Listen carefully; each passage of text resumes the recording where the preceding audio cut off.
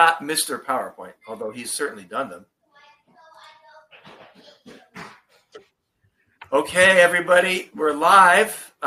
Just so you know, between Kedron, Paul, Dan, and I, we're ironing out at least one, maybe two technical details. Sorry about that, folks. You know how it goes, though, right? Yep. So bear with us. Dan is our main teacher today. Dan Conder. I guess I'll introduce him. He's a friend of 15 years, Kedron? Probably, maybe more. Kedron, Dan, myself, Foster Stanback, and a couple others, Ryan Colon and Vet Nguyen. We've been part of an organization called Apologetics Research Society for well over 15 years. We put on many conferences. And in our group, Dan is kind of the apologetics wonk of all of us. I would say all of us are pretty good at apologetics, but Dan is sort of the man. I can't tell you the number of classes I taught where Dan was in the front row, and I would ask him, did I get it right? And if Dan says I got it right, that means it's right. So this is Dan. A lot of you know me. Probably not many of you know Dan, but you're going to know him after this class. Anyway, I'm just shooting the breeze because Dan is now here. That's great. Yeah. And Dan, do you have a PowerPoint presentation? I do. Okay, so that's what we're going to do. That's going to be tricky. So you're going to – do you see the laptop picture on the top, kind of just to the left of the middle? Yes. Yes, you see it. You're going to have to click on that. Yes. And then when that comes in, there'll be a picture of, I don't know, a laptop, and you have to click on that. All right, and then you have to start your PowerPoint. So in other words, clicking on that computer, that's the equivalent of share screen. Got it? Got it? Dan? No, we're trying to. Putting it together here. All right. You click on that computer thing. That's the equivalent of a shared screen in Zoom. But then you have to click on the little screen that comes on and then start your PowerPoint. All right, Paul? Yeah. Entire screen? Yes. Okay. And then it'll kind of go zoom, like, taking a picture of a picture of a picture of a picture. Okay. And then just start your PowerPoint. And start my PowerPoint and like this. Do you see that? No. No. When you click on turn screen share on, that should highlight blue.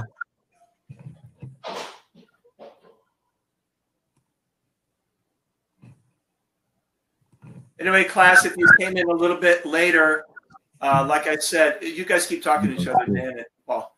But those came in later. We're having a technical difficulty with PowerPoint. We'll start in a minute, but bear with us. Hopefully in 3 or 4 minutes, we'll start the class. Yeah.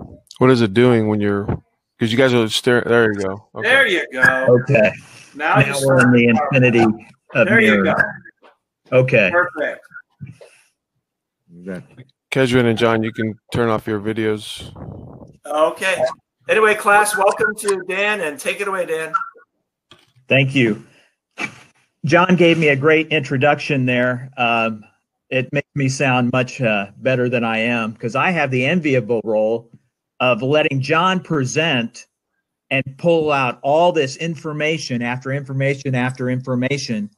And then I just get to kind of sit back and, take it all in and occasionally throw something in. It sounds like, I really know what I'm talking about.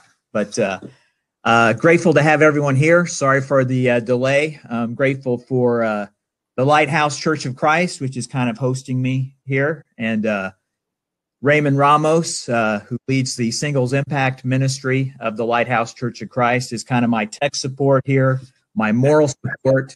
He's physically distant. I'm emotionally distant. So, we're complying with everything that's needed.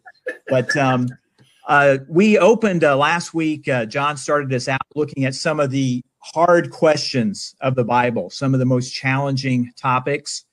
And John mentioned some of the toughest topics are these big theological concepts, and I would agree with that. And he tackled a lot of those last week. Kedron is going to be looking at decision-making in the will of God next week. That's another big one. And I'm going to be looking at some smaller things, alleged contradictions in the Bible, and specifically logical contradictions. So I'm not going to be looking at things external to the scriptures. Some people talk about the Bible contradicting ancient history, that Josephus says one thing and the Bible says another thing, that it doesn't match other things in the ancient Near East or the Greco-Roman world. Those are important apologetical questions, but in our time we have together today, I'm not going to be really looking at those. Sometimes people talk about contradictions between the Bible and modern science. You know, the Bible says one thing and our modern scientific theories say something else. Also important apologetics questions, but I'm not going to really be looking at those today.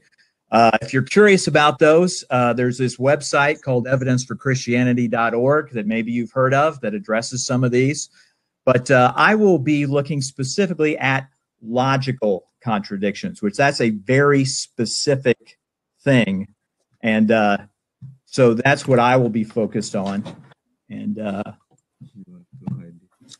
you'll have people, friends come up to you and say, you can't trust the Bible. It's full of hundreds of logical contradictions. I think it's important for us to really engage them at that point and just ask some questions, really clarify what do they mean when they say you can't trust the Bible, it's full of logical contradictions. Where are they coming from with that? And then I would want examples of, what's a contradiction? What are you talking about? But they could be coming from a lot of different places. People could be just saying, the Bible's confusing. I find it really confusing. In which case, like Philip, the evangelist with the Ethiopian eunuch in Acts chapter 8, I think we should come alongside them and explain what the scriptures are teaching. And so it's not confusing to them. They might mean it's confusing. They might mean, well, the Bible says one thing in one place, it says another thing in another place, and I can't make sense of it. I don't know what to believe or what to obey. God is telling me don't eat pork, and then God says it's okay to eat pork. What am I supposed to do with these, contradictory guidelines? I mean, I'm paralyzed here. It's full of contradictions. Which, in the same way, I think, as Philip did, we just explain the scriptures to them, and it's no contradiction if God, at one period of time, makes one covenant with a particular group of people, and some of the terms and conditions of that covenant include some dietary guidelines. Then at another point in time, the same God can make a new covenant with a larger group of people, and the terms and conditions don't include those same dietary guidelines. It's different things. It's not a contradiction. But they might mean something much deeper, and they might mean it intentionally or unintentionally. They might mean it at kind of a gut level, or they might mean it at a more sophisticated, more philosophical level, that the Bible can't be trusted, it can't be true, because it has logical contradictions in it. Because intuitively we know that logically contradictory things cannot be true. And so if we have the scriptures contradicting each other, then we have a problem with the truthfulness of God's word. And that's what is really being attacked when the claim is made, there's logical contradictions in the Bible. And people may not realize that's what they're saying, but deep down, that is kind of the issue we have with logically contradictory things being in the Bible or anywhere else in life. For example, if I were to talk about, say, for example, Kedron Jones and I are brothers. That is the case. It's also the case that Kedron Jones and I are not brothers. Now, hearing that, we already think, okay, is this a joke? What's the deal here? You can't say both of those things in the same time, and you're expecting me to kind of reconcile those somehow. So I think Christians know where I'm going, that Kedron Jones and I are brothers in Christ. And so I can affirm that as true, and at the same time affirm as true that Kedron Jones and I are not brothers biologically, although we've both taken DNA tests. There's going to be a big reveal at the end of this webinar. We haven't seen the results yet, so maybe, somewhere back there, we could be related somehow. So stay tuned for that. That's really going to be an important moment. But no, seriously, you can see how Kedron Jones and I would not be biological brothers, but we could be brothers in Christ at the same time and in the same sense, but in different senses. But that wasn't always true. We weren't always Christians, so there was a time when that wasn't true. And so I would present the principle of non-contradiction, this basic law of logic, as something cannot be both A and not A at the same time and in the same sense. Something cannot be A and non-A at the same time and in the same sense or in the same way. And the Stanford Encyclopedia of Philosophy puts it as, it is impossible that the same thing cannot at the same time both belong and not belong to the same object in the same respect. This is a rule of reality. This is a rule of thought. We can't really think coherently without this being in play. And so that's what we mean by a logical contradiction. It's a very specific thing. And I think that's one of the key takeaways here, is not everything that is confusing or unclear really meets this level of being an actual logical contradiction. Here's an example your skeptical friend might bring up. How many blind men did Jesus heal near Jericho? Luke 18:35 through 38, as Jesus drew near Jericho, a blind man was sitting by the road begging. Hearing a crowd passing by, he inquired what this meant. Jesus the Nazarene is passing by, they told him. And Jesus goes on to heal that man. Matthew 20:30, there were two blind men sitting by the road. When they heard that Jesus was passing by, they cried out, "Lord, have mercy on us, Son of David." And Jesus goes on to heal those two blind men. So here we have two scriptures. Did he heal one blind man or two blind men? Is this a logical impossibility? Well, there's an Anglican Bible scholar, John Wenham, who wrote a number of great works. He wrote a book called The Easter Enigma that talks about Easter and reconciling all the gospel accounts of the crucifixion and the resurrection. John Wenham, not just a Bible scholar, but also a good grasp of basic mathematics, noted that, quote, whenever there are two, there's always one. And yeah, that really holds to be the case. So you have Luke mentioning a blind man, and it would be an argument from silence to say that that excludes another blind man being there. So you could have two, and Luke just doesn't mention one. That's a possibility. To say otherwise would be an argument from silence that Christian apologist Dr. Jason Lyle calls the subset fallacy, where you've got a big number and then there's a smaller number that's a subset of it, and they're not necessarily contradictory. But there's other possibilities. How many blind people did Jesus heal in the course of his ministry? We don't know. He healed a lot of blind people on a lot of different occasions. How many times did Jesus visit Jericho? We're assuming this was the same visit. It might not have been. So this may not be in the same time. And so a lot of this comes down to the assumptions we bring to the text. And a surface reading might lead you to think it's a logical contradiction. We look a little closer, it isn't necessary. And a logical contradiction basically means it's logically impossible for both those things to be true at the same time and in the same sense. It's logically impossible. There's no way to resolve it. There's no way it could be true. But if you can show by some way that it is logically possible, maybe not probable, not likely necessarily, but as long as there's a logical possibility, then it's possible. It's not contradictory.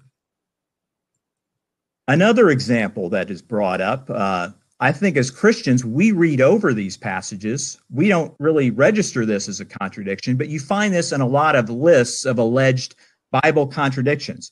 How did the men crucified with Jesus treat Jesus?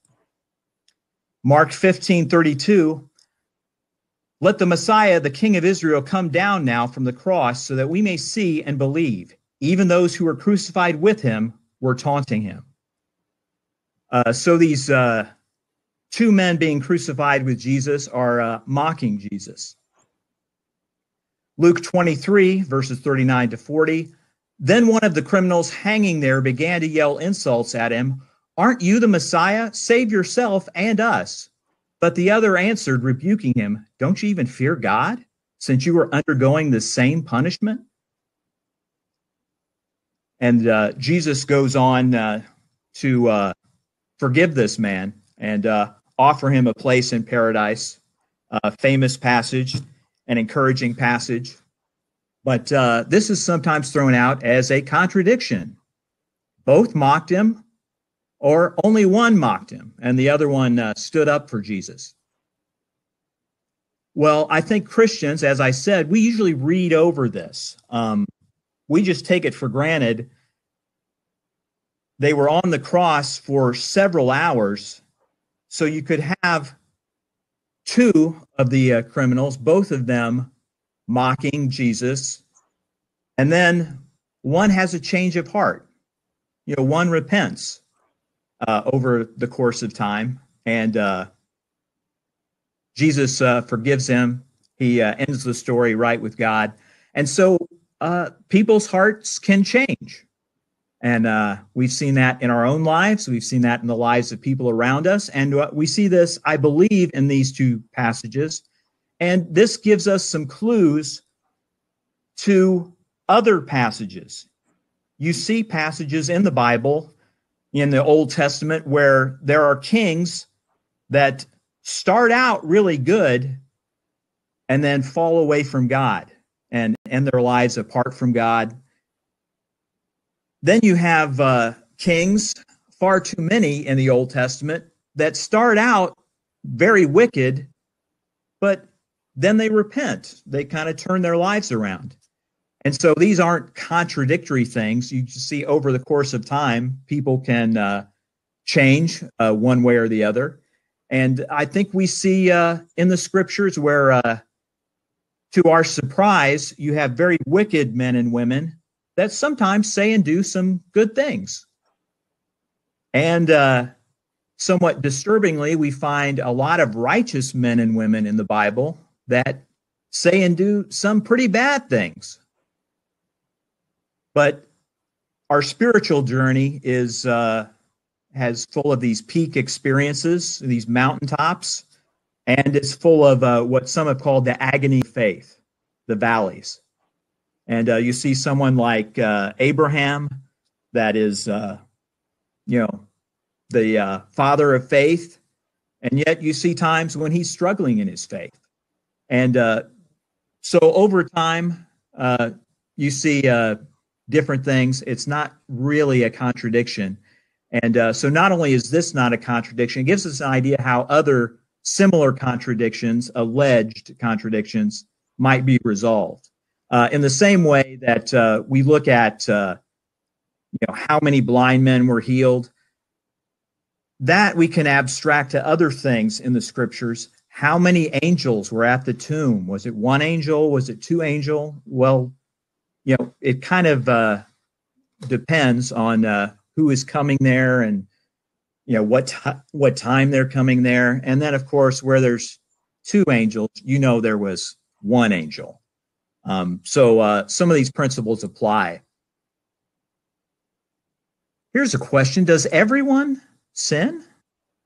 I've talked about sin a little bit here with righteous people and wicked people. Romans 3:23, I think we're all pretty familiar with. For all have sinned and fall short of the glory of God. But in 1 Peter 2:21 and 22, it says, for you were all called to this because Christ also suffered for you, leaving you an example so that you should follow in his steps. He did not commit sin, and no deceit was found in his mouth. So everyone sins? Jesus didn't. A logical contradiction? I mean, if I said we'd all sinned, I think Christians would agree with that. If I said Jesus never sinned, I think Christians would all agree with that. If I said everyone sinned except Jesus, I think we would all agree with that. Because intuitively, we kind of know what I'm saying when I say that. But at times, we're looking at the Bible as if it's making some kind of universal, absolute statement, and anything different from that is a contradiction to that statement. But I don't think that's what's going on here. Romans 3:23 is giving us a general truth. It's a generalization. It's not an absolute. Adam and Eve didn't have any sin until, of course, they did sin. But so there's no contradiction in human beings being without sin. We know that they were. We know very clearly from Scripture that Jesus never sinned. So the Bible is giving us a general rule, but then it also gives the rare exceptions to the rule. Jesus being the obvious exception here, and because Jesus did not sin, there's hope for the rest of us who have sinned. Here's another example. Does everyone die? Seems pretty clear. We mentioned it last week, Hebrews 9:27 and 28. Just as it is appointed for people to die once, and after this judgment, so also the Messiah, having been offered once to bear the sins of many, will appear a second time, not to bear sin, but to bring salvation to those who are waiting for him. Hebrews 11:5, just a few chapters later. By faith, Enoch was taken away so he did not experience death. And he was not to be found because God took him away. For prior to his removal, he was approved, since he had pleased God. So everyone dies. Enoch did not die. A logical contradiction? Well, I think this is another example of what I'm talking about here. These aren't absolute statements that the Bible is making. It's often making generalizations, and it's free to clarify those generalizations.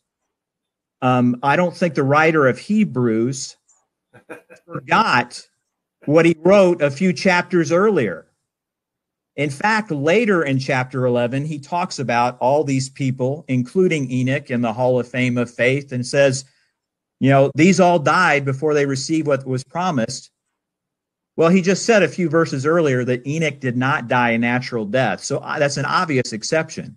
So I think when we read the scriptures, there's some level confusion sometimes, as philosopher David Stove would put it, where we're taking a general statement and we're seeing that as an absolute, universal, no exceptions, when God is just making a general truth, and there are some rare exceptions. And I'm sure you recall as well that we also have the prophet Elijah in the Old Testament, who does not die a natural death. He seems to be bodily assumed into the heavenly realms in some way.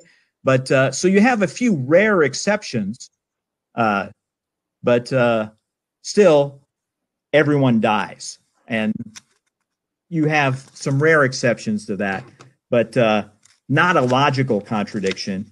And this, I think we see this in a few separate passages, but also I'm probably like a lot of us, I'm in on a Bible reading plan. I'm going through trying to go through the Bible once in a year. And you see this all the time in scriptures. And if you're watching for it, and I know I'm noticing this as I'm reading through the Bible. Here's another example. Genesis 6, 5 through 8. The Lord saw how great the wickedness of the human race had become on the earth, and that every inclination of the thoughts of the human heart was only evil all the time. The Lord regretted that he had made human beings on the earth, and his heart was deeply troubled. So the Lord said, I will wipe from the face of the earth and the human race I have created, and with them the animals, the birds, and the creatures that move along the ground, for I regret that I have made them. But Noah found favor in the eyes of the Lord. So here you have every man, woman, and child on earth was thinking about evil every minute of every day, but not Noah.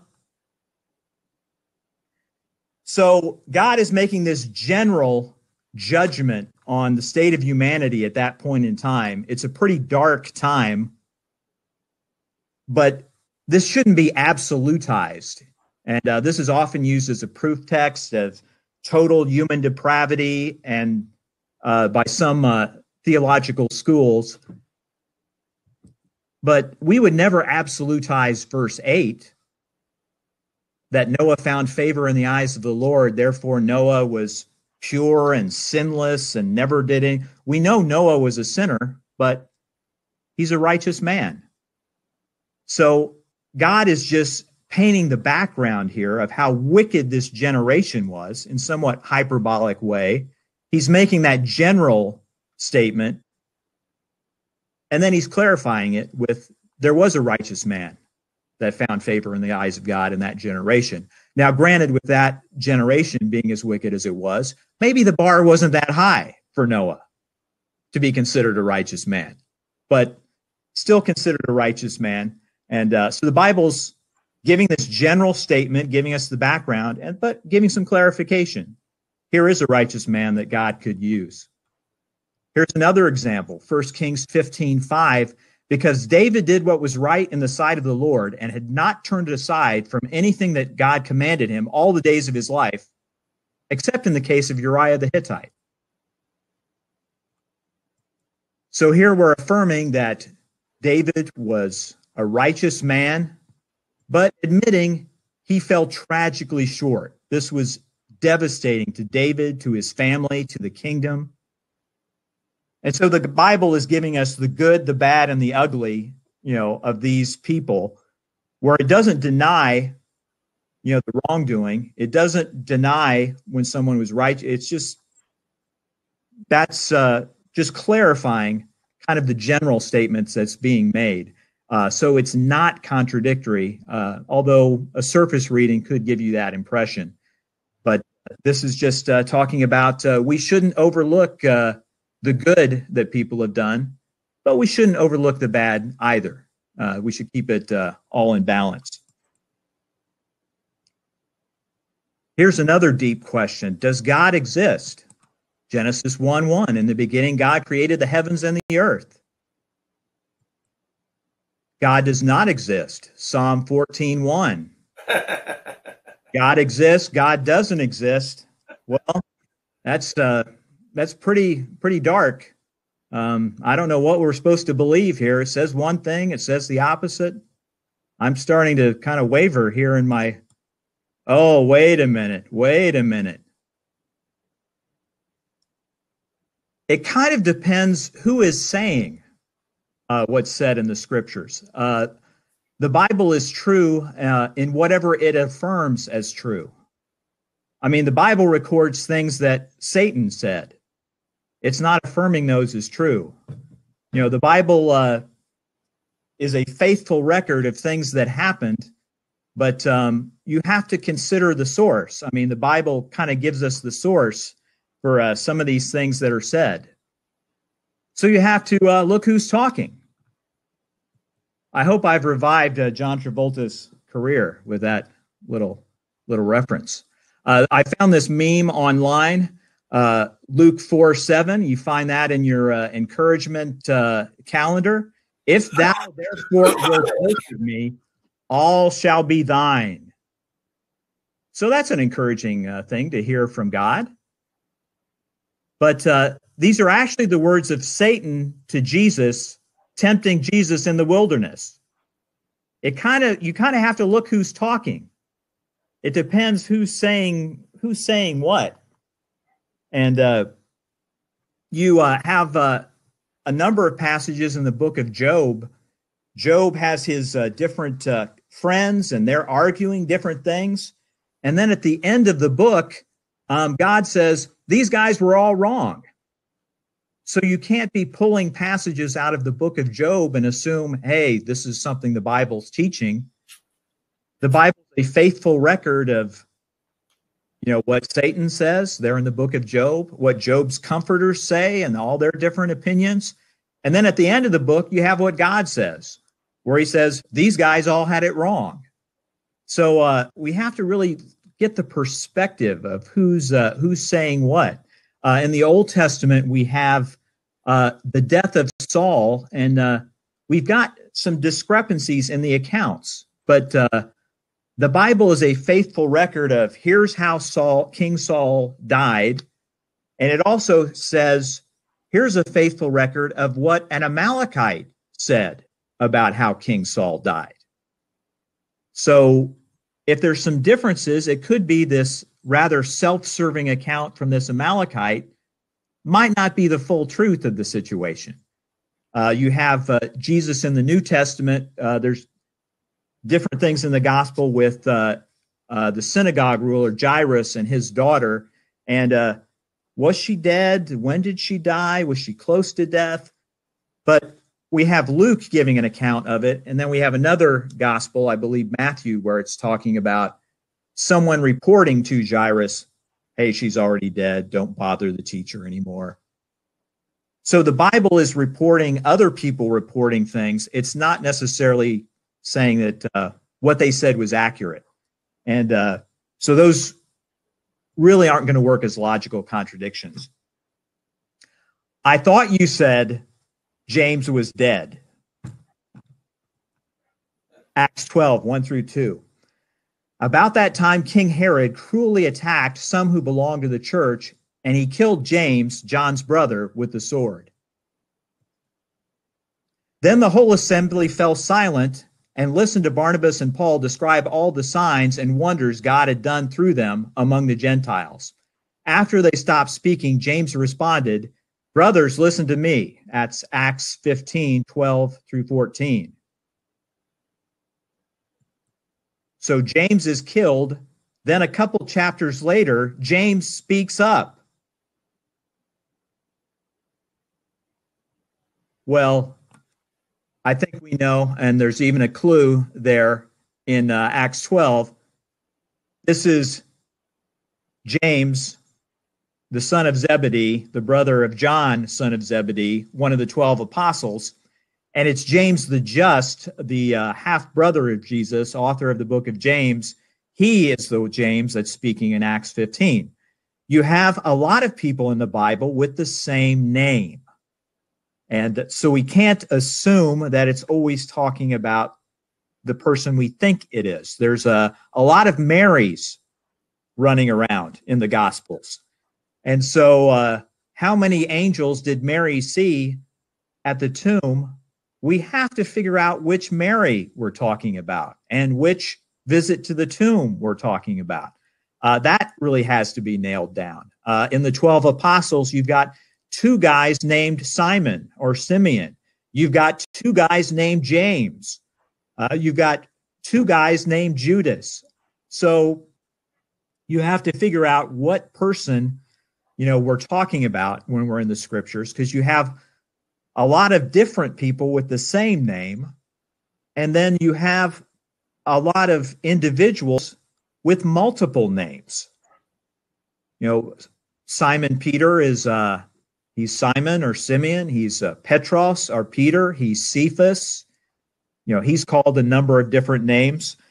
You have a case in 2 Kings 15 where it's talking about Judah's king Azariah, and then it gives a parallel account in 2 Chronicles 26 talking about Judah's king Azariah, or I think it's Uzziah in that passage. But Uzziah and Azariah, they're just variants of the same name. And then you have an Old Testament figure like King Jedediah. Now that may not be the most familiar name. He's one of the great kings of Israel, one of the greatest kings of Israel. In 2 Samuel 12, verses 24 to 26, it talks about King Jedediah. But we know him better as King Solomon. That is the one time in the Bible that he's called Jedediah. He's never called Jedediah by anyone after that. Then we have a New Testament figure like Joseph the Levite, one of the great Christian leaders in the early church. But we don't really know him as Joseph the Levite, this guy from Cyprus. We know him better by his nickname, Barnabas. And that's how he is known throughout the New Testament. He's only identified as Joseph in this one passage in Acts.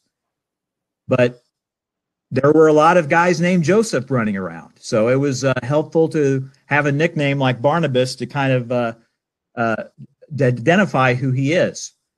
And so when we're not sure who they're referring to, we shouldn't rush to assume there's a contradiction. If we're not sure in Matthew 23, when Jesus speaks about Zechariah, the son of Berechiah, who was killed, we shouldn't assume that was the prophet Zechariah. There's a lot of Zechariahs in the Bible, and Zechariah is not mentioned in the Bible. So before we assume, we should make sure we've got we're talking about the exact same person. And so that resolves a lot of alleged logical contradictions. How did Sisera die? This is this Old Testament leader against Israel in Judges 4:21. While he was sleeping from exhaustion, Heber's wife Yael took a tent peg, grabbed a hammer, and went silently to Sisera. She hammered the peg into his temple and drove it into the ground, and he died. I know what you're thinking. He shouldn't have ordered the steak. Judges 5, the next chapter, Judges 5:26 to 29. She reached for her tent peg, her right hand for a workman's mallet. Then she hammered Sisera. She crushed his head. She shattered and pierced his temple. He collapsed. He fell. He lay down at her feet. He collapsed. He fell at her feet where he collapsed. There he fell, dead. So how did Sisera die? Was he asleep, lying on the ground, fast asleep, and is then killed? He seems to be, in the other passage, just the very next chapter, he's staggering around. He seems to be standing, staggering, falling, collapsing, falling, collapsing, a little repetitive. So how did Sisera really die? I guess we could look at the logical possibility. He woke up, staggered around before he died.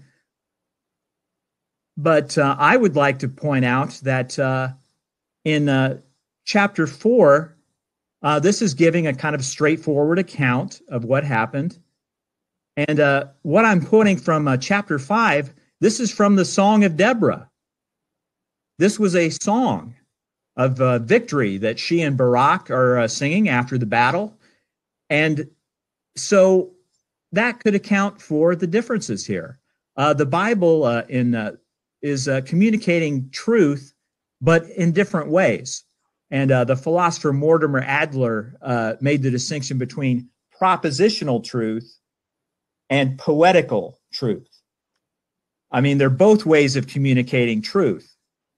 But propositional truth, this is it's on a spectrum, and Propositional truth is at the more literal end of the spectrum. It's communicating truth in propositions, which are just declarative statements, just simple statements of fact.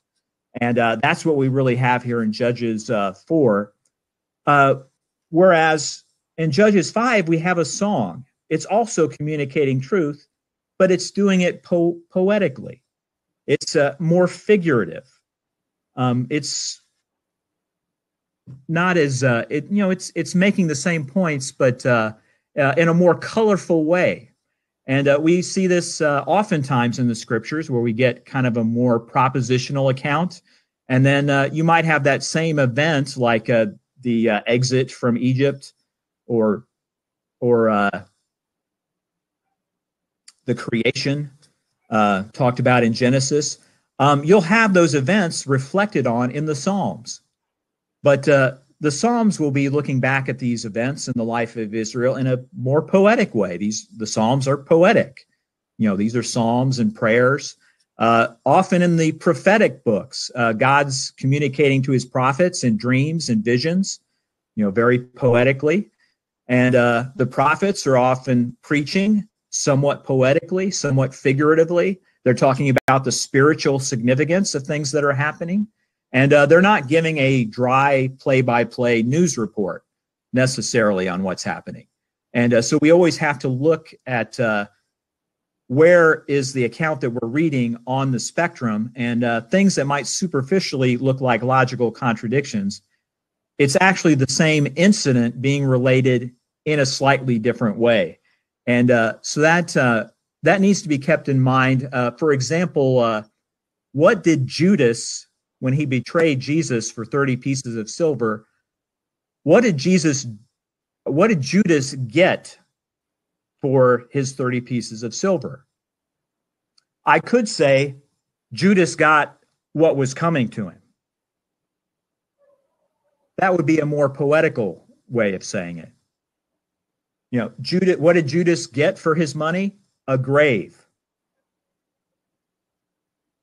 Or I could give a more propositional account, and this is what the Gospel of Matthew does, where it talks about Judas felt remorse. He threw the money back into the temple. The Jewish leadership said, this is blood money. We can't have this here at the temple. It can't be part of the treasury. We don't want it back.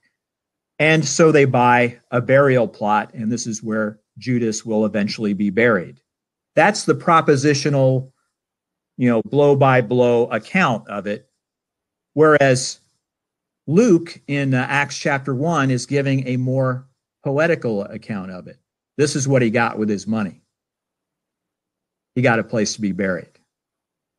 So that clarifies a lot of potential alleged contradictions when we look at the Bible's communicating truth in a number of different ways.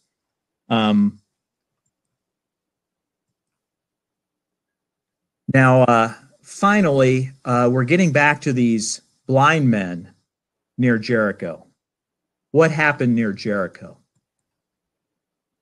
Mark 10, verse 46, for example, they came to Jericho, and as Jesus was leaving Jericho with his disciples and a large crowd, Bartimaeus, the son of Timaeus, a blind beggar, was sitting by the road. Luke 18:35, as Jesus drew near Jericho, a blind man was sitting by the road begging. Luke 19, 1 and 2. Jesus entered Jericho and was passing through. There was a man named Zacchaeus who was a chief tax collector, and he was rich. So was Jesus leaving Jericho, or was Jesus coming to Jericho? Well, we have to look and see if this is a genuine instance of a logical contradiction. Is this logically impossible? Well, as I mentioned earlier, was this the same time? How many times did Jesus visit Jericho? We don't really know. He did at least once, but we don't know how many times he went to Jericho. How many blind men did Jesus heal at Jericho? Well, at least 2 It could be more. We don't know how many blind men Jesus healed. And you could have a lot of different scenarios that are logically possible. Maybe Jesus is leaving, heals a blind, arrives, heals a blind man. He leaves, heals another blind man. There's different ways you could reconcile that. What if there were two cities of Jericho?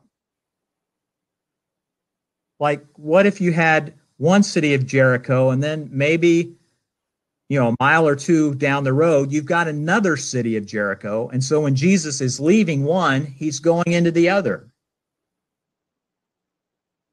Now, that might sound a little far-fetched, a little ad hoc, a little grasping at straws to resolve the logical contradiction.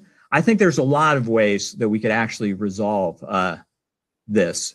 And I think there's a lot of logical possibilities.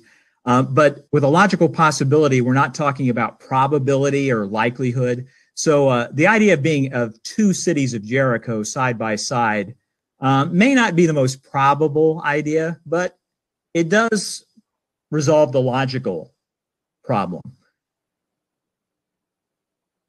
However, there were two cities of Jericho in the first century. We have the city of Jericho we're all familiar with. Joshua comes in and destroys the walled city. And it's at a strategic location. There's a lot of springs nearby. There's farmland there nearby. So it's eventually rebuilt multiple times. But by the first century, the time of Jesus, that old city of Jericho has fallen on pretty hard times. It's not a very nice place, but a mile or two away, you have a very wealthy area, also called Jericho, where a number of chief priests and a lot of the scribal elite in Jerusalem have summer homes. Herod the Great had a summer palace. In fact, he had multiple summer palaces in Jericho. And so they would travel south from Jerusalem down to Jericho and be in their vacation homes down there. So you had an old city of Jericho that's all run down. And then you have trendy, upscale Jericho estates. You have Jericho Heights. So where would a blind man most likely live? He's going to live in the slums of old Jericho and be begging for money. And as a beggar, he's probably going to want to be a little closer to the wealthy Jericho. So we see there in Luke, as Jesus is drawing near to the second Jericho, it says in chapter 19, he entered Jericho and was passing through. And who does he meet there? Zacchaeus, the tax collector, a guy that's pretty connected, has a lot of money. He's going to live in the nice Jericho. And these are about a mile or two apart. So I like that idea. I find that really interesting. It's kind of an interesting way to kind of reconcile these passages. Is that the most likely? Not necessarily. But as I said, logical possibility is just resolving the logical contradictions. It's not necessarily probability. But I enjoy this explanation, and even though it's not the most likely one, and I think it's helpful to illustrate that initially when I said two cities of Jericho side by side, it seems pretty far-fetched. It seems like a stretch. But as we fill in the gaps with a little more history, a little more archaeology, it becomes surprisingly plausible. Something that initially seemed very far-fetched. And so as we throw out logical possibilities for some of these alleged contradictions, they might seem a little strange sometimes, or like we're grasping at straws trying to avoid, contradictions in the Bible. And yet some of those unlikely explanations could have some surprising plausibility as we learn more about the ancient world. And that was my final example. I think the big takeaway that I want you to get from all of this, we've looked at a lot of little individual examples. The big takeaway is, ironically, it's the skeptic who has to have dogmatic certainty that there is a genuine logical contradiction in the Bible. It's not really the Christian. It's the burden of proof is on the skeptic to prove that this is a logical contradiction that cannot possibly be resolved. That's a pretty high burden of proof. The burden of proof isn't on the Christian to know exactly what happened, thousands of years ago, and to go scrambling around trying to figure it out. We weren't there. We don't know exactly what happened. I don't know what exactly happened with Jericho, but I've got some ideas. There's some logical possibilities, and that's all we need to provide as Christians defending the scriptures. And so the burden of proof is really on the skeptic. They've got to make a very definitive claim here, really stick. And I will leave us there, and I know we'll go on to kind of our discussion time and open it up for Q&A. And I think Paul has a video for us as well that we'll probably see. But I'll end right there.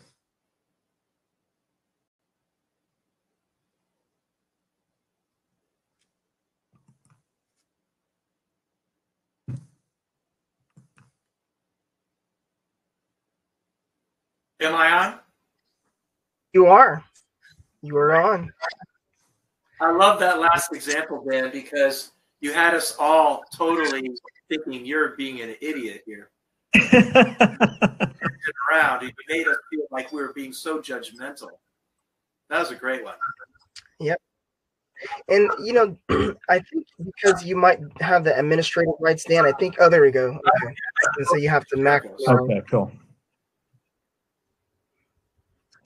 Yeah, I originally heard that on Jericho from Dr. Craig Blomberg, who's one of the top gospel scholars in the English-speaking world, and he wrote a book on historical reliability of the Gospels. And so I was taking a class from him, and he introduced this whole Jericho thing, and I was like, I've never heard that before. That's apparently A.T. Robertson back in the 1930s mentions that in one of his books. But it's, I don't know that that's the most likely explanation, but I do find that one very interesting to kind of go through all the logistics of, Right. I think your point there, Dan, was what we're doing is, it's like you said, burden of proof. It's like if you're trying to prove somebody lied, I don't have to prove that I didn't lie. You know what I'm saying? You have to prove that. And so I think that's what we're talking about. It's still true today. It is still true today that you can be in Jericho and get on a bus and take a 5-minute drive to Jericho. It's still true even today. Oh, I didn't know that. That's interesting. Yes. Wow. And Dan, I think you've, like always, you were really thorough with everything and did a great job. And so, what do you feel like maybe in your experience has been maybe some difficulties for a lot of brothers and sisters in Christ, or maybe a lot of things that you feel like are a big issue with disciples or unbelievers who kind of come to Christians with questions? Yeah, a lot of these that you hear and find on websites, they're a little nitpicky. They're just trying to find fault with the scriptures. But I think the most troubling ones are some of the moral questions where you see good men and women in the Bible, the ones that are held up as heroes, and they seem to have done, some pretty unsavory things, or where God himself seems to have done things that don't strike as fair or right. I think John dealt with those. Oh, is Kedron back? Here we go.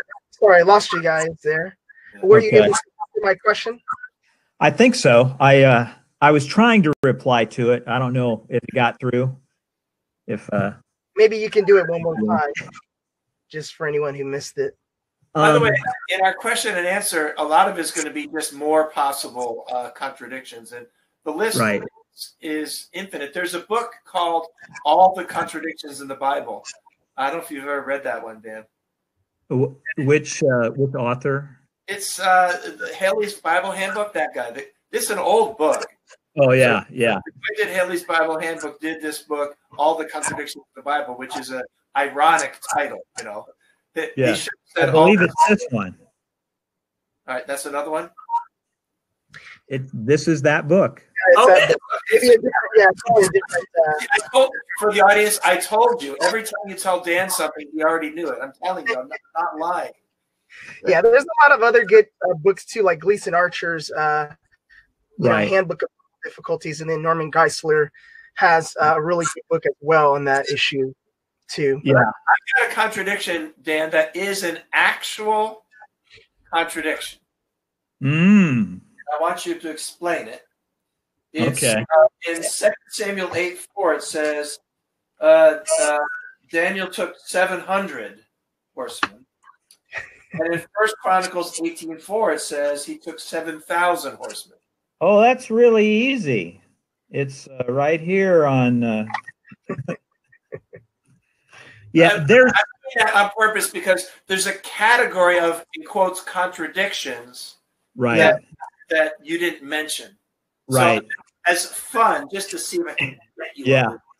Can you explain that one? I know the proper explanation, I believe, but I want to challenge you to see your ability, your chops as a apologist. Can you explain that one?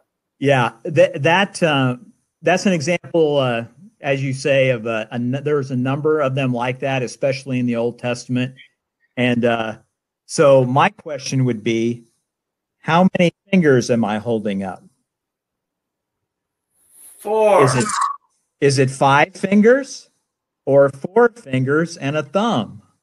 I mean, it's the same number of digits, but it depends kind of how you group them. And I think a lot of those accounts in the Old Testament, it's kind of how you're grouping them. Where they're numbering the men in Israel, like the army, or I don't remember what was in your example, but sometimes they're numbering the army, and it's like, is this just the normal Israelites and not including, the king's militia? Mm-hmm. Is this the normal Israelites of fighting age, but maybe haven't ever seen combat? Is this just the combat veterans? Is this just the charioteers, or is it including the foot soldiers? And so a lot of the number differences can be resolved if you're kind of looking at how they're grouping it. And there's one example of that is where David basically buys what will become the temple, the threshing floor of Aruna there. And you've got different accounts of different amounts of money.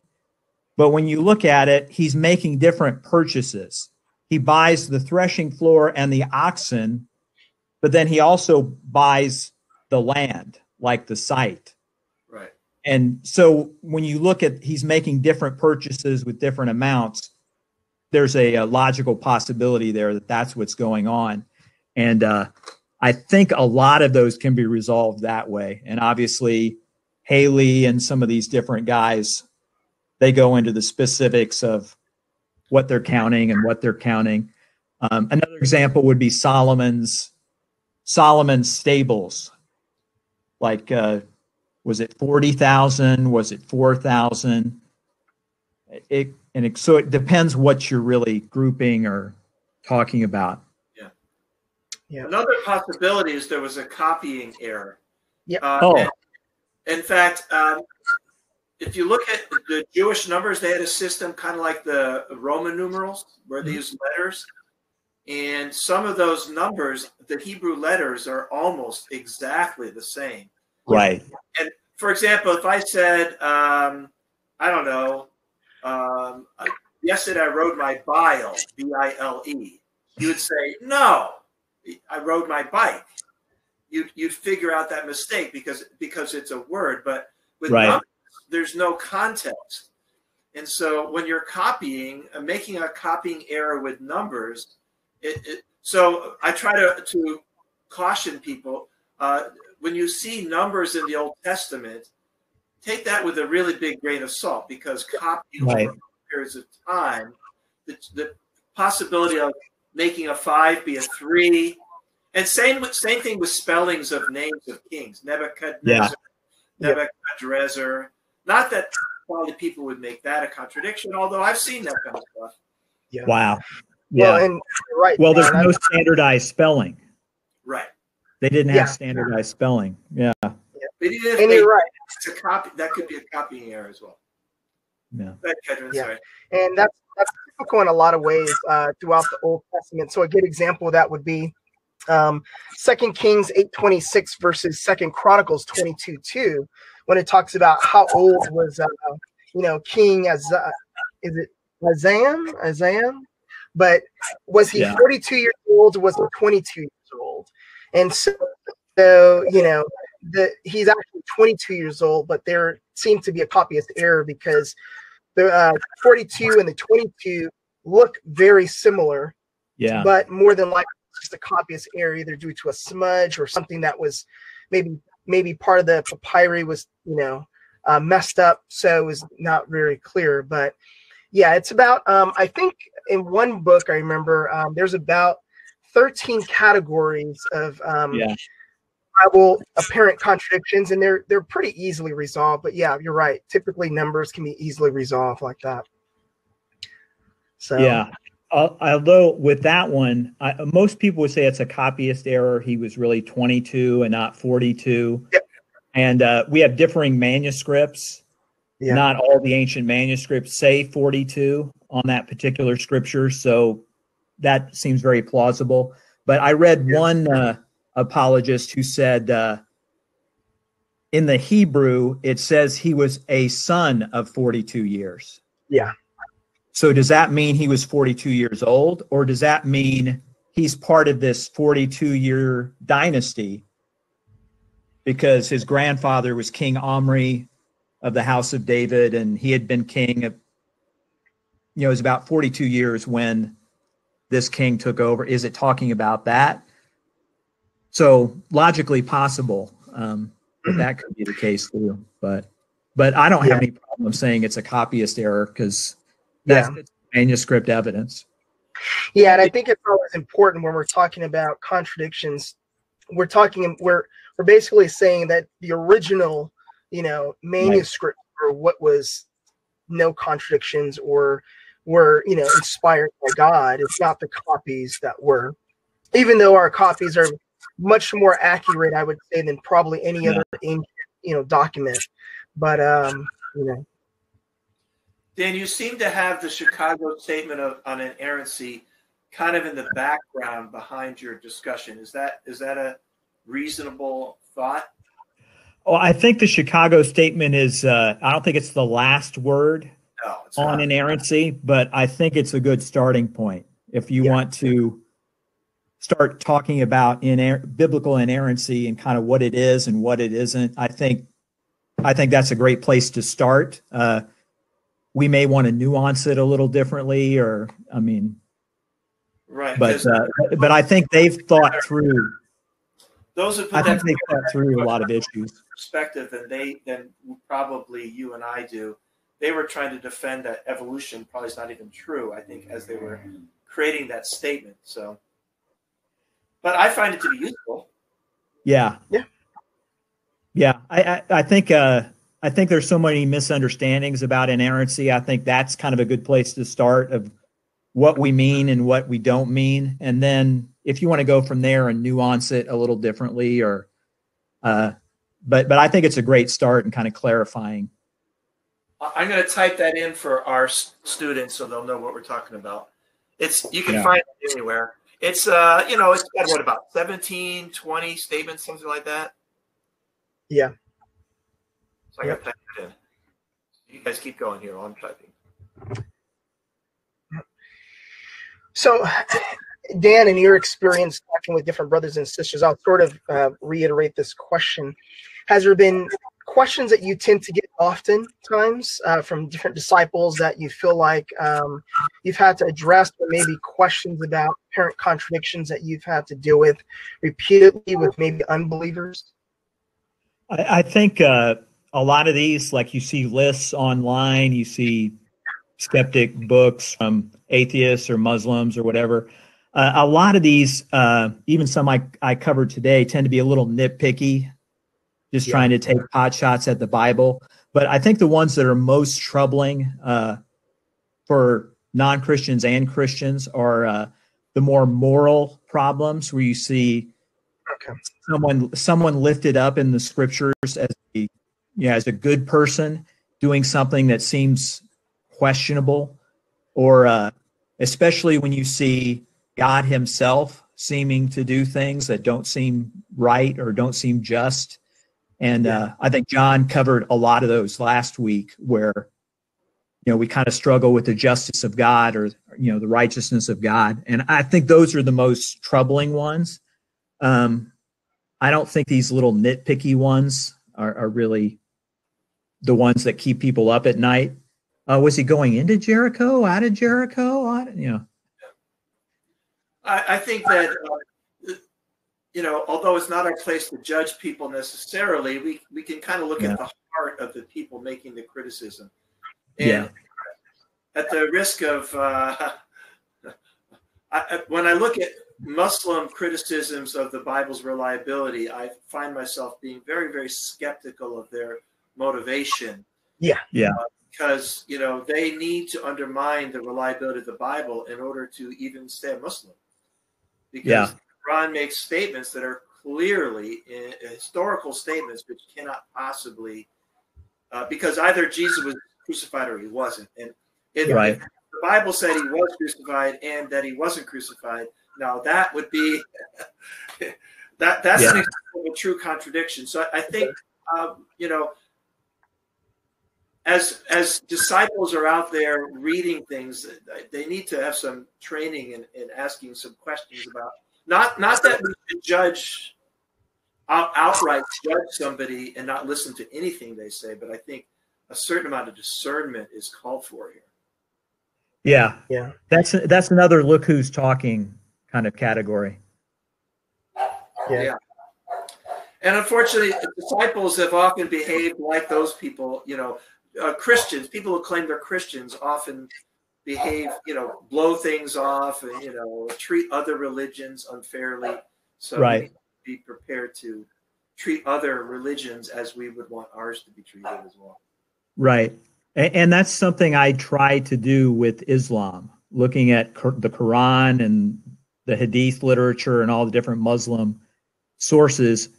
I really make an effort to give them the same courtesy, because there are Christian lists of here's all the contradictions in the Quran.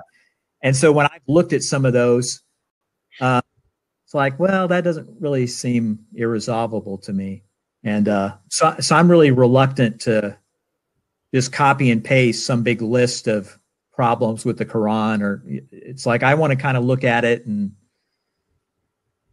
I don't see a lot of those as necessarily that troubling. There are quite a few of them that are significant issues, but some of them seem a little nitpicky, and it's like, well, maybe this is a more figurative passage, or Right. I try to read the commentary by Muslims on the supposed contradiction, and I think if enemies of Christianity would do the same thing, they could save a lot of people a lot of wasted time. Yeah, that's true. Right. And Dan, what I think for those who are watching, do you have any tips about like how do we go about studying, this issue a lot more, or what books or websites that may be helpful?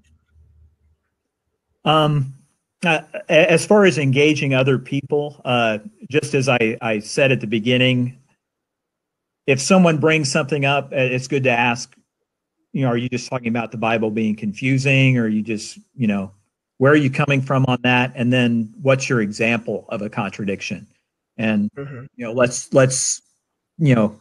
let's take a look at it. Are you open to kind of looking at it? And I think we have to educate each other and non-Christians as to what is a logical contradiction.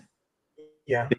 And what about in our own personal Bible study? Sometimes we may read a text, and I know there's kind of the broad category of Bible difficulties, and there's like hard sayings, like the difficult things, which we really cover, which I now understand due to time, and then there's the apparent contradictions. But in our own Bible studies, are there certain materials, books, websites, besides Evidence for Christianity? Obviously, that's a great one. That you point people to? Commentaries obviously deal with a lot of these issues. As far as on the web, there's a Mainstream Churches of Christ website called Apologetics Press that is coming from a young earth creationist perspective, which not everyone is going to share, but they have a large section on alleged Bible contradictions, and you can go through on their website and just look up Old Testament, New Testament, and they give a pretty good treatment on most of the familiar ones that you'll find online and other places. And so they're a good resource for that. There are other websites, obviously, but they're a pretty good one, and other than ours. Okay. And we do have some questions. I don't know if you guys want to get to those. Questions. Just wanted to make one comment before we go to the questions, which is that for questions about Islam, Dan and I did a class on Islam. Dan was the main teacher. I was just his backup teacher, honestly. And that's available at the website. But one sort of thing that happened that kind of illustrates what we're talking about is at that class, at the front, we said, folks, we're talking about another religion here, and we're not going to make angry diatribes. We're going to treat them fairly and stuff like that. Yeah. And visitors at that event followed our request. But there were a couple of members of our churches, honestly, of our ICOC, who really did not behave well at that talk and had to be asked to speak respectfully. And so I say that to remind ourselves that, the golden rule applies, which is treat other religious groups the way that you'd want to be treated yourself. And then we can engage in useful conversations, even with people we strongly disagree with. And given what's happened in America the last few months, but our country has a long way to go on respectful. Yeah. So why don't you lead the way through these comments, Dan? Sure. So we've had actually a few questions on the same thing. John Marsh and another individual asked about how do you reconcile the death of Judas Iscariot? Was he hanging on the tree above the potter's field when he fell on his body, burst, and his intestines spilled out? So so he's getting into the issue of Matthew 27:5, and in Acts. So on one hand, Judas hangs himself. Yeah. But at the other hand, it says that his intestines spilled out. So. Yeah. Which I covered that in my book, Reasons for Belief. It's right on this page right here. Which page is it? Page 242 on Reasons for Belief. Yeah, for those of you it's a possible want to read along. I do a pretty short chapter in that book, honestly. Sorry, I have your book elsewhere at the moment. I can't grab it. But just email it to me and I'll hold it up. How about that? Yeah. I think it's I don't think either one disagrees. If someone is hanged from the neck until dead, and they hang there over the Sabbath. Eventually, they're going to fall, or they'll be cut down, and their body will have bloated. So I think John might read us a paragraph here. You virtually quoted from my book, but I'm sure you did because you figured it out on your own. It's not hard to figure out. A body left for 2 or 3 days, the heat that falls from a few feet and hits the ground is likely to burst open. Right, and that's in the nitpicky category. So obviously contradictory that when people give an example, I find myself thinking, okay. It's a good question, John. By the way, John Marsh, it's a great question. I don't mean to. Yeah, it's not a bad question. Right, it's a great question, but to put it out there and say this proves the Bible's contradictory. So, John asking that question is a perfect example because it is an apparent contradiction, and so we can either ignore those things or we can simply ask about it. Yeah. And remember that Jewish law. Judas is dead, they're not going to touch him for quite some time, and maybe the Roman for the ones who, basically dragged off Judas's body. Interesting, Papias actually writes about that. And he says, let me just put him right here. It says, Judas walked about in worlds, a sad example of impiety, for his body having swollen to such an extent that he cannot pass where a chariot could pass easily, he would be crushed by the chariot so that his bowels gushed out. So that's by Papias writing about Judas, just kind of confirming that Papias obviously wasn't like a firsthand reporter, but he had heard that from others. Yeah. But it just kind of gives you a little bit more insight that, he hung from the tree, his mouth swelled, he, hit the ground, everything burst out, and at some point he was taken away, So Papias says it was a chariot that ran over his body. Yeah. Which sounds a little bit implausible, but Papias knew people who met Judas. So, because he's early 2nd century. So, that's interesting. And I apologize, you broke it there, John. What were you saying? What I'm saying is, Papias's explanation at first sounds not quite as plausible, the chariot thing. But on the other hand, Papias, who was in the early 2nd century, he literally knew people who had met Judas. Yeah, absolutely. Even if that's not what happened, it's logically possible that's what happened. So. Yeah. So do we have a couple others, Dan? We do. One other one is from Todd. He says, how about John 14:14? If you ask for anything in my name, I will do it. Seems like God will do it whatever I ask. Yeah. James 4? Yeah, that would be relevant. Yeah. And Todd is quoting from John 14:14. Yeah, James 4. This fits under your generalization thing, Dan, right? So in James 4, it says, let me see.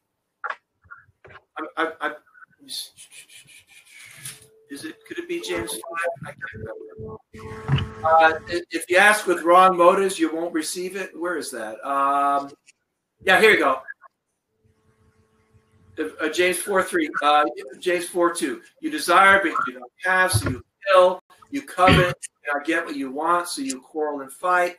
You do not have because you do not ask God. When you ask, you do not receive because you ask with wrong motives, that you may spend what you get on your pleasure.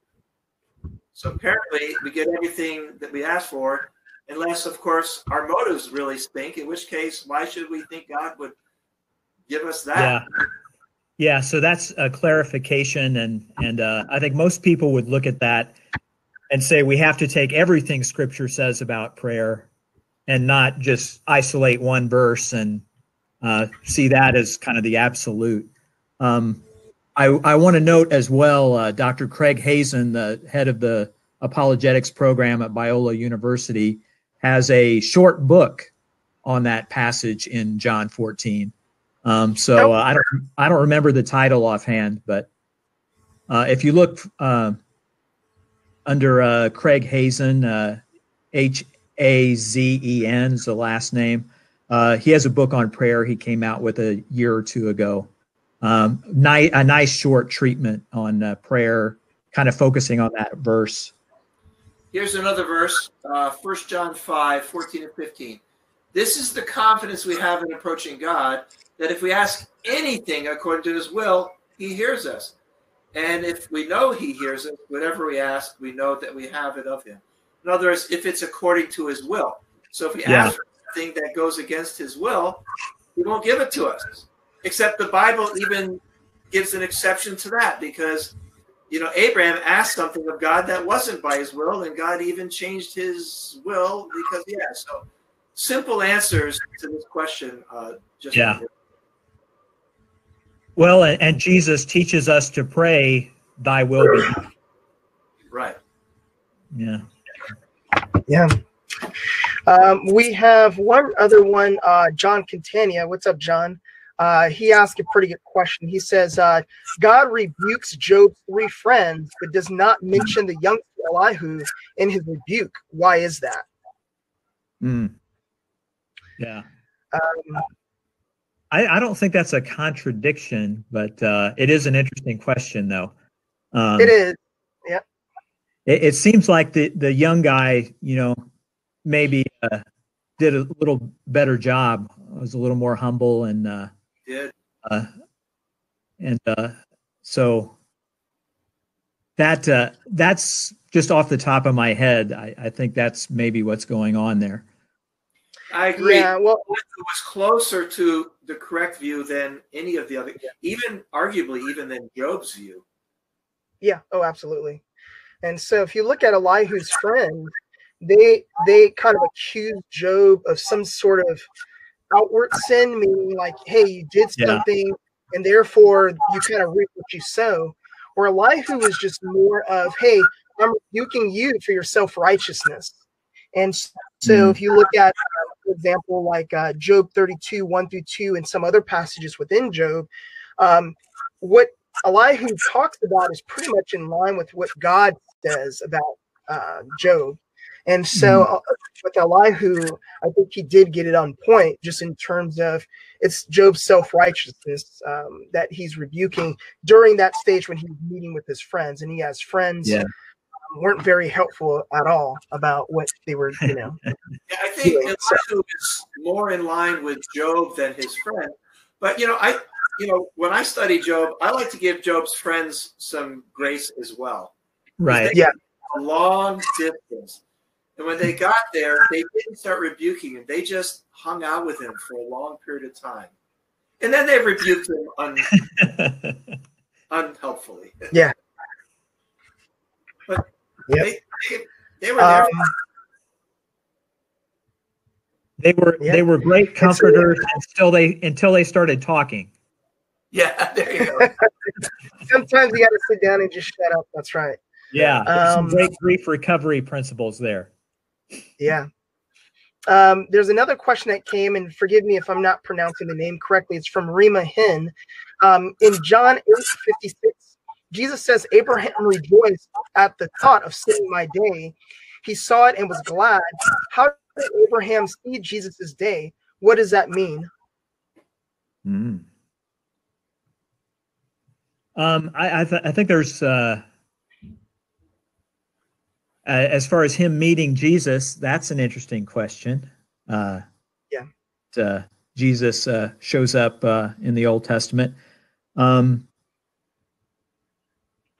In a sense, God is promising Abraham that, through his seed, he will have, all these children like the stars in the heaven. Is that rejoicing to see Jesus' day? Jesus as the seed of Abraham that will produce, all these children of faith. That could be, a possibility. Yeah.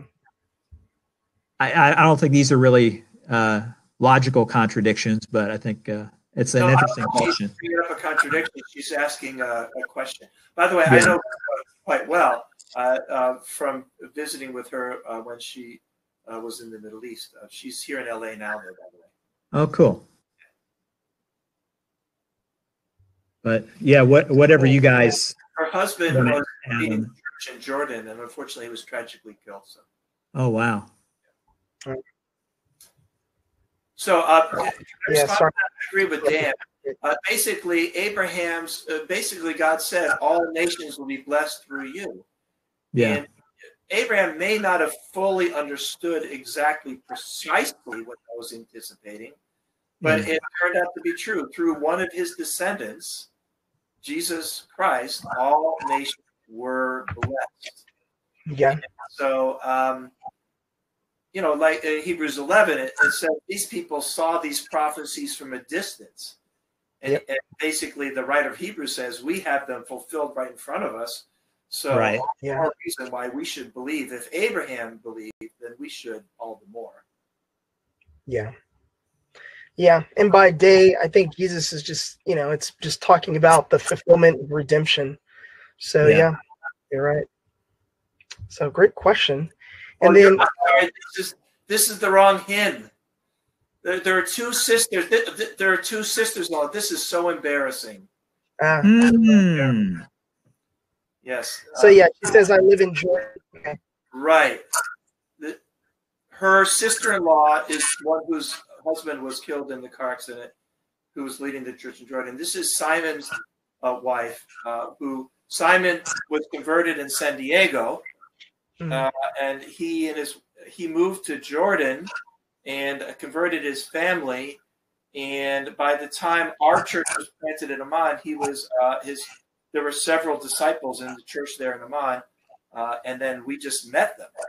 And so the story of Simon and Rima, and also the other Hin family. My apologies, Rima. That's such a terrible mistake. I so much apologize.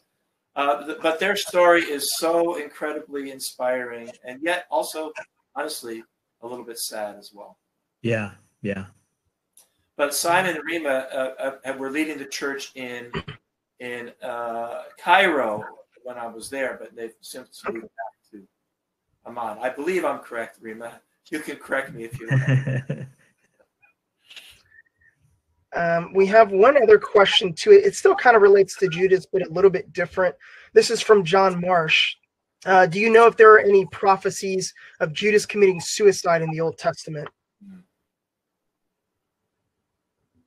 I can't think of one. Yeah, not that I'm aware of either. Let me kind of respond to that. See, this goes back to the idea about predestination, because generally God lets people choose what they're going to do, correct? That's called free will. Yeah. But history, only a very limited number of times, God intervenes. In other words, he basically says, I'm sorry, but you don't get to decide on this. And that was, God hardened Pharaoh's heart. Yes? It says in Romans 9. And I believe God... This is a good preview for Kedron's talk next week.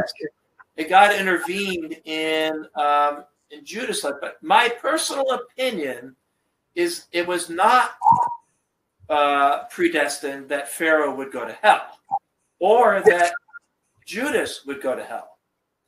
And so when God intervened in their lives for our salvation, his predestination was not predestination of their ultimate demise, but of something that they did. And Kedron, feel free to add to that, because this is your topic. Yeah, so I mean, you're right. Like you said, Judas made his own free choice to betray Jesus. God just foreknew that would happen, and God foreknew the outcome. And God's foreknowledge of that doesn't mean that it's determined, but it just means that God just simply foreknew what Judas would do, and then that's kind of it. So, yeah, there's no, oftentimes we hear the word predestination, we think Calvinism, which has really hijacked that term and really made it a really bad term. But we don't believe in what's sometimes referred to as double predestination, that somehow Judas was, God wanted Judas to go to hell for God's own glory for some odd reason. That's not what happened. Just God foreknew that Judas would make a certain decision, and Judas did, unfortunately. So, yeah. Well, that seems to be a perfect lead into next week's class. Yeah. Yeah. I think it's going to be a fun class. It covers a lot of topics, but we can get to that next week. I don't see any other questions unless people have any other ones. But as we kind of segue, at least for next week, we'll be talking about decision making in the will of God, which is going to kind of tackle and cover multiple things like the knowledge of God, what sovereignty is, what's predestination. We may get into election, kind of depending on that, and what do we mean by God's will? And with all that in mind, how do we make decisions for our own lives? So that's going to be at least a little bit to whet your appetite a little bit there, so that way you can go out and, tackle these issues. So Kendra, last week for our Bible talk, I did it on election. Oh, okay. Because we have our Bible talk on Tuesday night. Yeah. I'm talking about not 3 days. Good topic. Yeah, there's unfortunately a lot of misunderstanding about what election on election. We had fun with that one. Yeah. Right. Yeah, unfortunately, a lot of misunderstandings about those topics thanks to Calvinism. I'm being sarcastic with that, but I do appreciate you, Dan, and you, John. I think we're really being able to dig deep on these subjects, and it's always fun to be able to talk about these things. Oh, yeah. We do have a question coming up. Somebody's going to be typing it up. All right. So we'll kind of wait on that, but I'm glad. Is it John? Is it Rima? Am I pronouncing that name right? It looks like that Rima Hin. Yeah, is that Simon's wife, the one who lives in Oman? But the question is from Rayola Osanya, right? Yes. Yeah, exactly. You want to read it and then have Dan answer it? Yeah. So it says Exodus 33:11 says the Lord would speak. The Lord would speak to Moses face to face, as one speaks to a friend. But Exodus 33:20 says God says, "You cannot see my face, for no one may see and live." Yeah, that's a good question. That's a good one. When the Old Testament is talking about Moses and God speaking face to face, I guess literally in the Hebrew, they're speaking mouth to mouth. But either way, it's basically they're speaking directly. That's what it means, and that's kind of an idiomatic way of saying they're talking directly, and so that initial passage, Miriam and Aaron have kind of quarreling with Moses. He's he's getting a little pretentious with his role in the community, and God intervenes and basically says, I speak to prophets through dreams and visions, kind of these indirect ways, but Moses I speak to face to face, man to man. I communicate to him directly. Who are you to question my, chosen prophet Moses? So that's kind of the context of that. It's not about him visually being face to face with God Almighty. It's just talking about God speaks directly and plainly to Moses in a way that he doesn't with most prophets.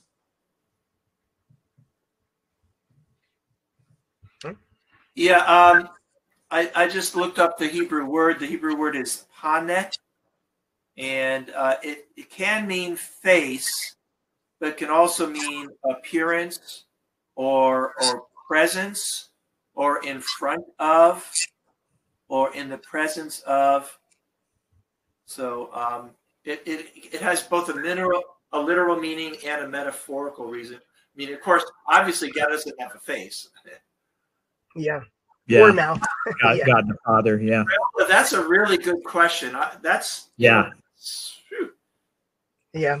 That- And Yeah, I think that's sort of an important lesson. Not that this is being done by the questioner necessarily, but oftentimes, and Dan, you alluded to this, that oftentimes we kind of impose our own view or Yeah. assumption sometimes in the Bible where it's not actually really there. And so we have to be careful sometimes, or at least ask the question.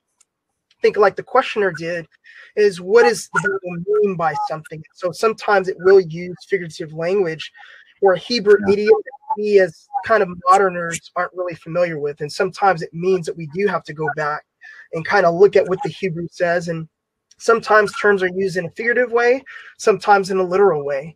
And then we have to look at the whole Bible to kind of figure out what is being used here. So, yeah. Another point I think is that obviously the person who wrote this section of Exodus, who definitely knew what he meant, he doesn't think it's a contradiction. Otherwise, he wouldn't have said both things. Yeah.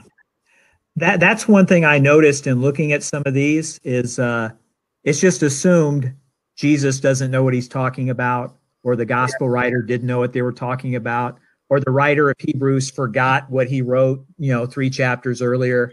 And maybe that's not the right assumption to go into it with. Maybe we should assume, okay, these are reasonable, writers. There's probably something behind what they're saying, and I need to dig a little deeper to find out what they're communicating, rather than just a surface reading that's just assuming that they're, small-minded, religious bigots that can't remember what they wrote. Yeah. Yep.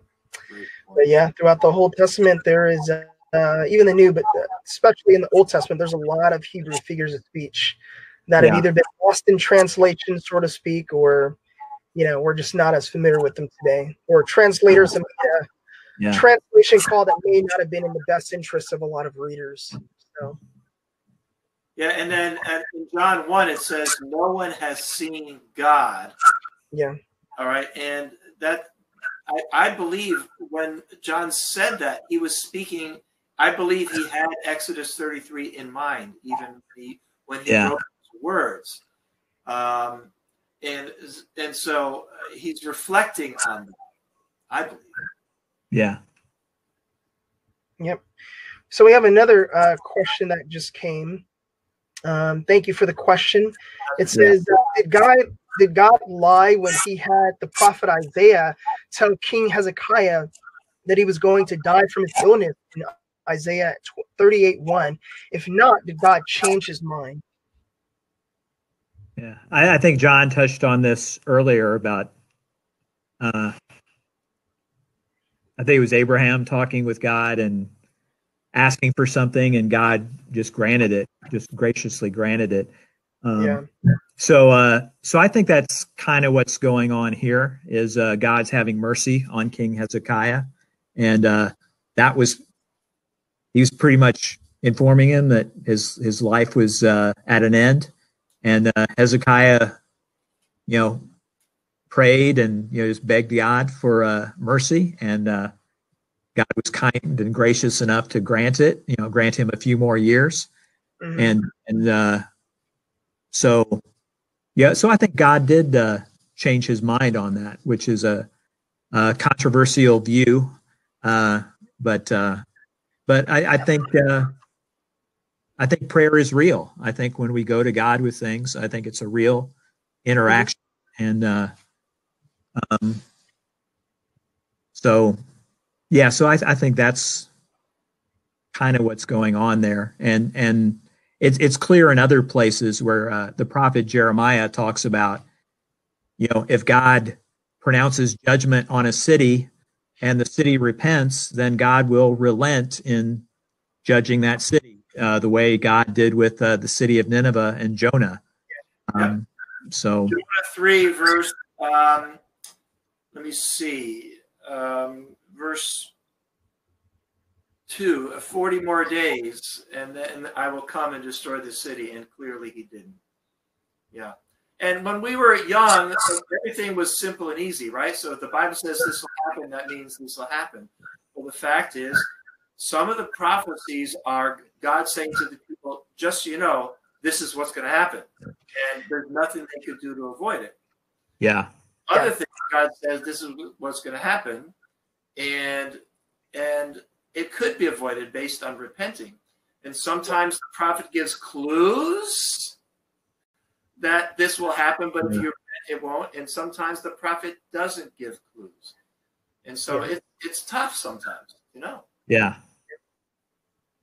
Yeah. Very true. Yeah. These are all really good questions. Yeah, no, they are. Yeah, it's And hopefully that's helpful for you guys. His warning, and they repented. Yep. All right, guys. I think we're good. Yeah.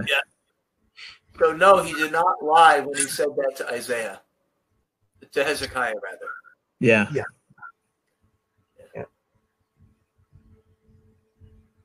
Yeah. These were good questions from an international audience. Yeah.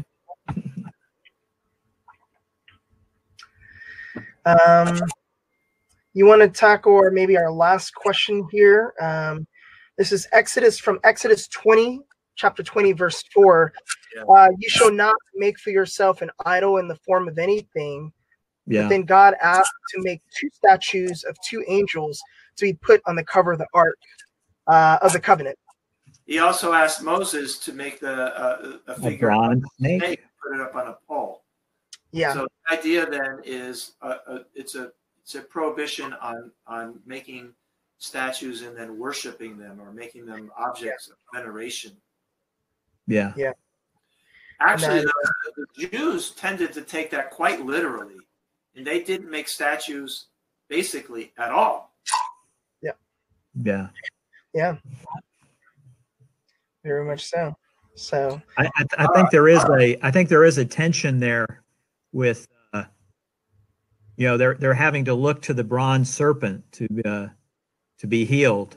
Yeah. And Jesus kind of does a callback to that of there's a reason why there's that weirdness there of no graven images, and here God is commanded to make an image. And right. So, when I'm lifted up on the pole, I'll draw all men unto me. He says, yeah. Like that. Yeah. Mm-hmm. Yep. Yeah, types, foreshadows. Maybe somebody could write a book about that for Christians. Yeah, I would love that. Maybe you can do that. It'd be nice. But it's interesting that God made an exception on this image when it was the actual thing. You know, it's in the actual tabernacle, it's the actual mercy seat where God actually dwelt. And there he allowed this, essentially an image, to be in the place where the actual thing was. Yeah. I never thought about that. That's a brilliant thing that Rima noticed. But Rima's a very smart woman. Yeah. All right. Well, I think that's it, guys. All right. We'll see you next Saturday at 9 o'clock Pacific time. Yep. And Dan, like always, thank you very much. Thank you guys for joining in. Yeah. Feel free to visit the website, evidenceforchristianity.org. So. Or IPI Books. Thanks to Paul at IPI Books. Yeah. Great. All right. I'm going to rip off the Band-Aid, and I'm going to hit that little red button. See you all next week. Yep. See you guys next week. All right. Thanks, everybody.